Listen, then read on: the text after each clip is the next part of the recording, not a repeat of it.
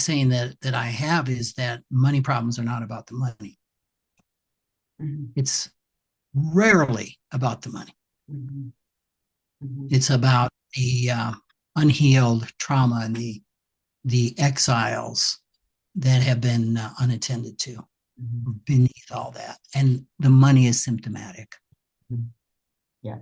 And I'm imagining that as we unburden these parts that are in stuck in these money scripts, right? That it's not only shifts around money that we'll start to notice in our life, that we'll also start to notice these other big shifts in our life that have nothing to do with money as we start to work with these clusters of parts. Totally. For example, there's a real relationship between uh, eating, dietary issues, body image issues, and money. Hmm. Um, yeah, I did a podcast with an IFS therapist out of Scotland, Orkney Islands, Celia Clark, who is a specialist in that. And we just explored all of the ways that money issues and eating issues are so similar. Mhm. So there can be double bonuses for in doing this work. Yeah. Yeah.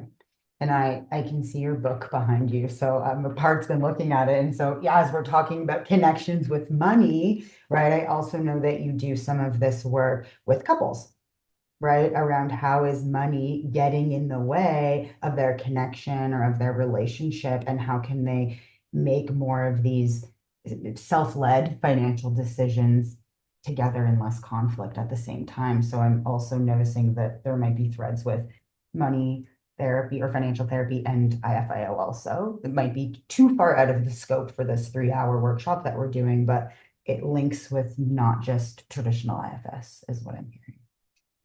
Um, totally. Uh, a lot of people are a part of a coupleship. Mhm. And so each of us have our own internal financial system. Mhm. And think of it like a company. Mhm. And think of it and I think most people listening to this that have IFS training will understand that it's the kids running the company.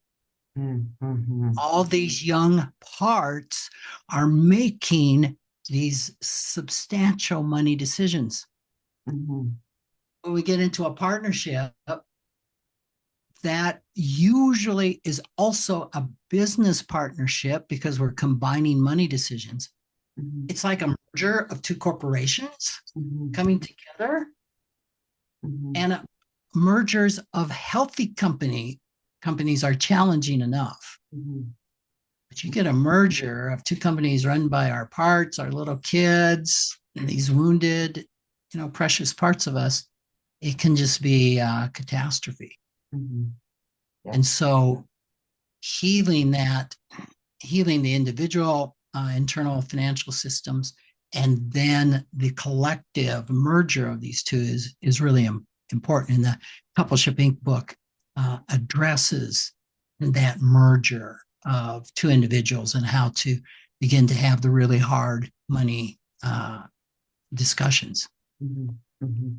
Financial therapy feels like such an important niche almost, like it's kind of its own separate little piece because, and especially for therapists, right? Because there is so many money decisions, especially if you're self-employed or you're an entrepreneur, right? But also everybody deals with money, right? Money is such a prominent thing in our life, right? And how like what percentage of us are walking around with our kids that hold our credit cards, like you said, or our kids that are holding the wallet or having access to that online banking, right? Like if all of us, like we talk about being self-led as a therapist, imagine if more of the population was self-led around their financial decisions. I'm imagining the enormous impact that that would make in society.